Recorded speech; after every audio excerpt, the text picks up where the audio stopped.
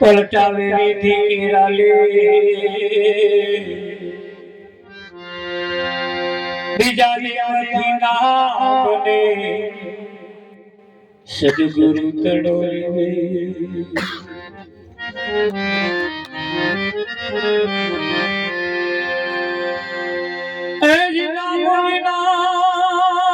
કોઈ નવતર અને બહુ સાગર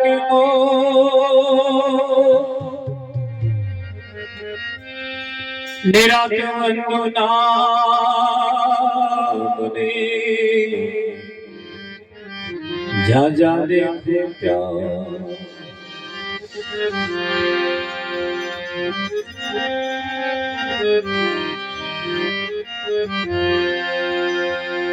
એક ઘડી આદિ ઘડી નવડી આદિ રે પુનિયા तुलसी संगति संत की कटे कोटि अपरा सतगुरु महाराज जनो जय कृष्ण कन्हैया लाल की जय हो।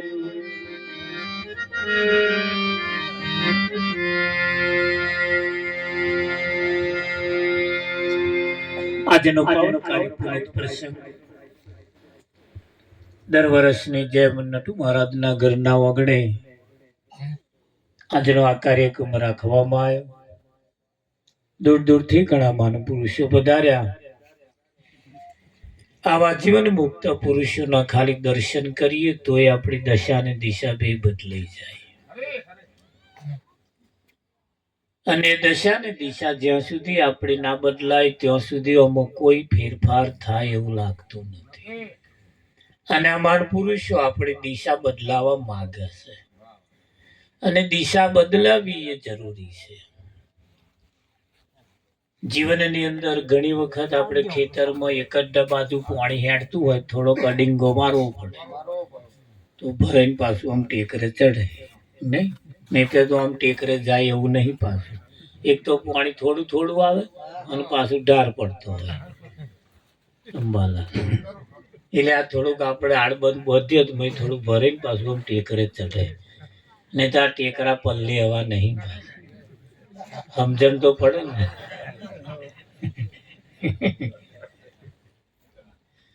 મુશળધાર જોને વર્ષે છે મેવલો અંબાલાલ,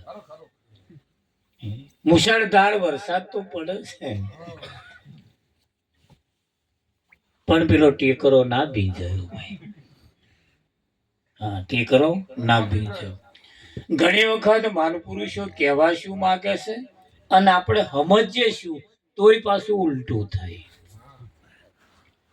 અમારે કરો એક ભાઈ મજૂરી કરવા માટે આયા કે ભાઈ મજૂરી હોય તો મને આલો, કઈ કામકાજ હોય તો। જમીનદાર ને તો ગયા, જમીનદારે કહ્યું કે રો આપણે થઈ ખાવું પીવું જે કંઈક મજૂરી તમારી હશે અમે આલીશું। અત્યારે અમારા શિયાળાની સિઝન એટલે અમારી કોઈ તમાકુ બહુ કરે, દેશી તમાકુ કલકત્તી તમાકુ બહુ કરે। તો આ તમાકુ કરેલી તે પેલા હમણાં રાખ્યા કે રાહો, રાતે ખાધું પીતું ઊંઘી ગયા। સવારમાં ઉઠ્યા એટલે એમને પાવડો આપ્યો, જે મજૂરી કરવા તેમને પાવડો આપ્યો, કેટલો આ પાવડો। અને ખેતરમાં જાઓ, ખેતરમાં જઈને એક જ કામ તમારે કરવાનું, બધો બલાડો આપણે પાડી દેવાનો,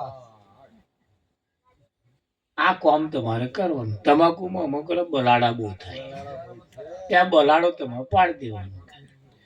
તે પેલા પાવડો લઈને ગયા, ખેતરની ચોફેર ફર ફરત કરે,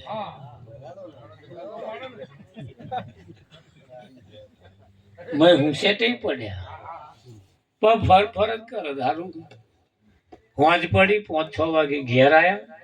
ખેતર માલિકે પૂછ્યું ભાઈ કેવું થયું, પડી ગયો બલાડો? કે આવ્યો જ નહીં, કે બલાડો કે આવ્યો જ નહીં। કે ખેતર ધણી વિચાર કર્યો કે બલાડો આવ્યો જ નહીં, કે ના। ખેતર ધણી સમજી ગયા મોનું ના મોનું કઈક મિસ્ટેક છે સમજવા। એટલે હશે કે હેડો કે છે ખાધું પીધું ઊંઘી ગયા હવારમાં જોડે ગયા કે હેડો કે છે આપણે હું જોડે આવું જોડે આવીને પછી કહ્યું કે ભાઈ જો આ ખેતરમાં બલાડો છે ને પાડ દે કે તે પેલો આમ આમ જો કરે કે કઈ છે બલાડો દેખાતો નહીં કે એટલે એમણે ખેતર માલિકે કહ્યું જો આ જે લીલું લીલું જે ઉગ્યું છે ને બધું વધારાનું તમાકુ કરતા વિશે એને બલાડો કહેવાય એવું કે હા આ પાડવાના તું ચિયો ખોરતો હતો કે પેલો હું તો 4 પગારો ખોરતો હવે એ ખહલું આપા ના થતું હોય એવું તો આ પાડવા આયા હોય અહીં અમને બલાડો કરી તો બોલો આખો દાડો ફર્યા પણ ના પાડ્યો પણ એ ખેતર ધણીએ બતાવ્યું તા મને બલાડો કેવાય તા આ પાડવાનો હા ઓને ચૂસી ખાઈ શકે હવે એટલે સંતો ઘણી ખરી વખત કહેવા શું માગતા હોય અને આપણે સમજીએ શું તો પાછું આ મેચ ના થાય મેચ ના થાય કે ગયા તા ખરા પણ મજા ના આવી ગયા બરાબર જવા દો ભજન ગાવામાં સમય જતો રહ્યો કોઈક મહારાજ આવ્યા હતા બોલતા હતા ખરા કશું પણ અમને તો સમજણ ના પડી કે અંગ્રેજી બોલતા હોય એવું લાગે એટલે એક ભાષા એક માર્મિક શબ્દો છે દરેક માનપુરુષના શબ્દો માર્મિક હોય અને માર્મિક શબ્દને આપણે પકડવાના છે સમજવાના છે સમજી વિચારી અને એને આપણે આપણા જીવનમાં ઉતારવાના અને જીવનમાં ઉતારવા માટે એક વખત આપણે ખેતી કરીએ ને કદાચ કોઈ ટેકરો રહેતો હોય પછી વખત જ્યારે આપણે ખેડાઈએ ત્યારે થોડું હરખું કરતા રહીએ તો 1-2 વખત ખેડાઈએ 1-2 વર્ષમાં થોડું હરખું થતું જાય પણ એવું ને એવું રવા દઈએ તો પછી એ ક્યારે હરખું થવાનું નથી ભજનમાં આવતે ભજન રાખતે ભજન ગાતે હોંભરતે પણ જે કંઈક આપણા જીવનમાં કંઈક જે ખાડા ટેકરાઓ જેવું જીવન છે એને જતે એક દાડે આ થઈ જાય એવું નથી પાછું પણ ધીરે કરીને આ થાય એવું છે અશક્ય વસ્તુ કશુંય નથી અહીં બધી શક્ય વસ્તુ છે જેસલ જેવા બારવટિયા જો પીર થઈ જતા હોય તો તમારે મારે તો શું દશા પણ સંતોએ તો એવું આપણને કહ્યું છે કે આ અવસરને સફળ કરવા માટે આ એક જ મુદ્દો છે તમારી પાસે અને આ એક જ તક છે અને આ તક જીવનમાંથી ના જતી રહે એના માટે ખાસ કાળજી રાખવાની જરૂર છે પણ આપણે શું કરીએ છીએ કાળજી રાખવી છે આપણે સમજવી છે આપણે સારું કરવું છે પણ આપણે કોક દોરે એમ દોરાઈએ છીએ એટલે પાછું મેર ના આવે એટલે અહીં કોઈના ભરોસે હેડવા જેવું નથી એટલે કેવું પડે છે બીજાના